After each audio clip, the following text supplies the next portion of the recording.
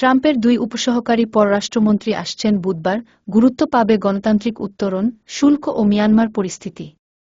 যুক্তরাষ্ট্রের দুই উপসহকারী পররাষ্ট্রমন্ত্রী ৩ দিনের সফরে আগামী বুধবার ভোরে ঢাকায় আসছেন।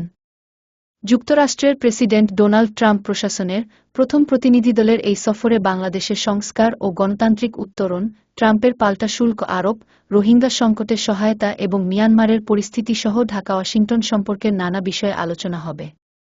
পররাষ্ট্র মন্ত্রণালয় ও ওয়াশিংটনে নিয়োজিত বাংলাদেশের কর্মকর্তারা জানিয়েছেন, বুধবার প্রথমে ঢাকায় পৌঁছাবেন যুক্তরাষ্ট্রের দক্ষিণ ও মধ্য এশিয়া বিষয়ক উপসহকারী পররাষ্ট্রমন্ত্রী নিকোল চুলিক।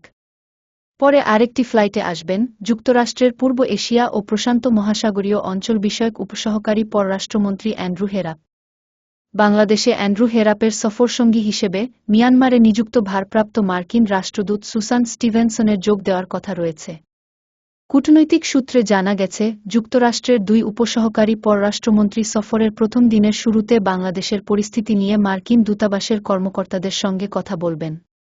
এরপর তারা পর্যায়ক্রমে বিএনপি, জামায়াতে ইসলামী সহ বিভিন্ন রাজনৈতিক দলের নেতা ও নাগরিক সমাজের প্রতিনিধিদের সঙ্গে মত বিনিময় করবেন।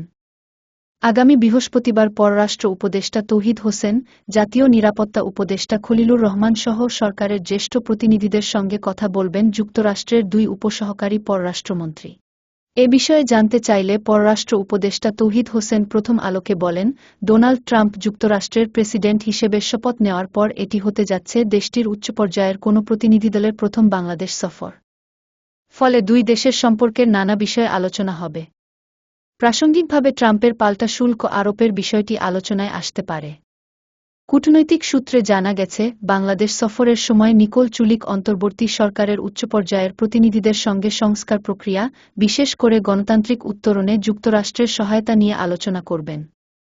চলমান সংস্কার নিয়ে সরকারের সঙ্গে আলোচনার সময় যুক্তরাষ্ট্র কিভাবে সহযোগিতা করতে পারে, তা জানতে চাইবেন। তিনি বিএনপি, জামায়াতে ইসলামী সহ অন্যান্য রাজনৈতিক দলের নেতা ও নাগরিক সমাজের প্রতিনিধিদের সঙ্গে মত বিনিময় করতে পারেন।